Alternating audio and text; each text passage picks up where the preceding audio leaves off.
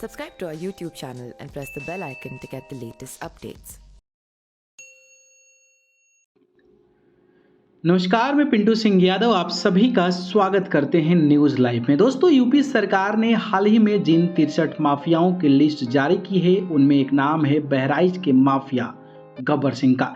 गब्बर सिंह के लिए कहा जा सकता है कि जैसा नाम वैसा काम। उसके खिलाफ एक नहीं बल्कि दो नहीं बल्कि 50 से भी ज़्यादा आपराधिक मामले दर्ज हैं। इसके बावजूद वो जिला पंचायत का सदस्य निर्वाचित हो चुका है। उसके चर्चाओं में आने की कहानी उनके जुर्म तो हैं ही, साथ ही उसकी सियासती दबंगई भी इसकी वजह है। कौन है गब्बर सिंह? माफिया अपराधी गब्बर सिंह का असली नाम देवेंद्र सिंह है। वो बहराइच जिले में पयागपुर थाना क्षेत्र के गांव मोहन माफी का रहने वाला है। उसने जुर्म की दुनिया में उस वक्त एंट्री कर डाली थी जब उसने जवानी की दहलीज पर कदम रख चुका था। न जाने उसके सिर पर कौन सा जुनून था।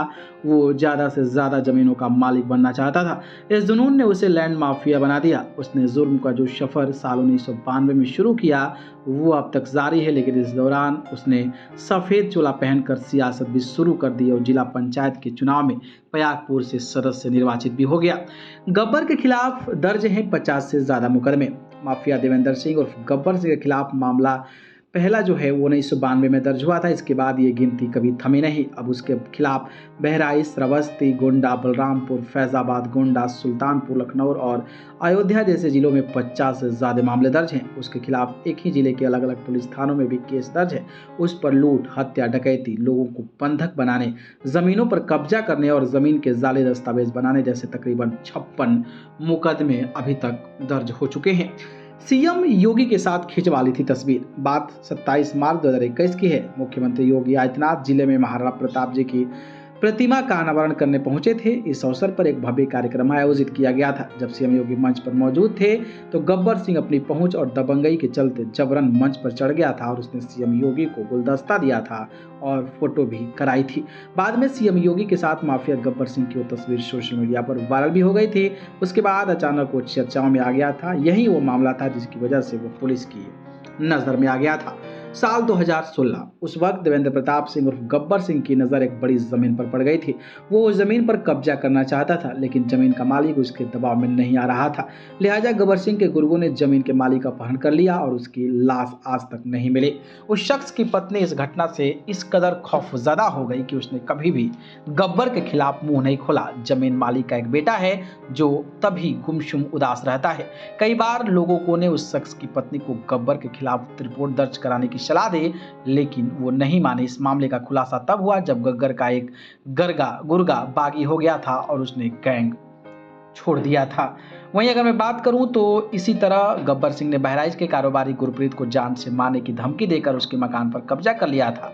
वो कारोबारी पर मकान की रजिस्ट्री उसके नाम करने का दबाव बना रहा था। इस मामले में पीड़ित कारोबारी ने साल अगस्त 2021 में देवेंद्र और उनके साथी मनीष के खिलाफ सदर कोतवाली में मामला भी दर्ज कराया गया था। ऐसे ही गब्बर ने अयोध्या निवासी एक युवक को अगवा करके लाखों रुपए की फिरौती वसूली थी। गब्बर पर पुलिस ने रखा था 1 लाख रुपए का इनाम। सातिर माफिया देवेंद्र प्रताप सिंह उर्फ गब्बर सिंह का नाम पुलिस की जबान पर चढ़ चुका था। फोटो वायरल होने के बाद वो फरार हो गया था। वो पुलिस के हाथ नहीं आ रहा था, लिहाजा पुलिस ने उस पर 1 लाख रुपए का इनाम घोषित किया था। इसी के चलते 4 फरवरी 2022 को यूपी एसटीएफ ने लखनऊ से गब्बर सिंह को उसके साथी मनीष जायसवाल को गिरफ्तार कर लिया था। तभी से वो दोनों जेल में ही बंद पड़े हैं। संपत्ति की गई कुर्क। यूपी सरकार ने गब्बर सिंह की चल संपत्ति जब्त की है। बहराइच में गब्बर सिंह के 85 करोड़ के व्यवसायिक कीमत वाले बंधन होटल और मैरिज लॉन समेत शहर के एक अन्य शॉपिंग कॉम्प्लेक्स को भी कुर्क कर लिया गया था, जिसकी कीमत 25 करोड़ बताई गई थी। कुल मिलाकर गब्बर की 110 करोड़ रुपए की संपत्ति सीज की जा चुकी है, लेकिन पुलिस अब भी गब्बर की ऐसी संपत्ति का पता लगाने में जुटी है जिस पर कार्रवाई नहीं की गई है। माफिया गब्बर सिंह से जुड़े मामलों की विवेचना में जिला पुलिस के स्तर से बरती जाने वाली लापरवाही के कारण ही देवीपाटन मंडल के डीआईजी ने पूर्व में 2 दारोगाओं पर कार्रवाई कर उन्हें निलंबित भी कर दिया था। बताया जाता है कि गब्बर सिंह ने कई पुलिस वालों के साथ गांठ कर ली थी ताकि वो अपने गैर कानूनी काम बिना दिक्कत के अंजाम दे सके। इलाके का सबसे बड़ा भूमाफिया था गब्बर। पुलिस के मुताबिक गब्बर सिंह ने अपना पूरा गैंग चला रहा था, जिसमें मनीष जायसवाल और महेंद्र प्रताप सिंह उर्फ अभय प्रताप सिंह उसके खास गुर्गे माने जाते हैं। पुलिस के अनुसार लगातार माफिया गब्बर सिंह अपने गैंग के जरिए संगीन अपराधों को अंजाम दिया और अपनी दौलत जमा के उसने गरीब लोगों को बंधक बनाकर उनकी जमीन पर कब्जे किए थे। वो अपने जिले का सबसे बड़ा भूमाफिया भी बन गया था। आगे इस गब्बर सिंह को लेकर आपकी क्या राय है, कमेंट बॉक्स में जरूर बताइए। धन्यवाद।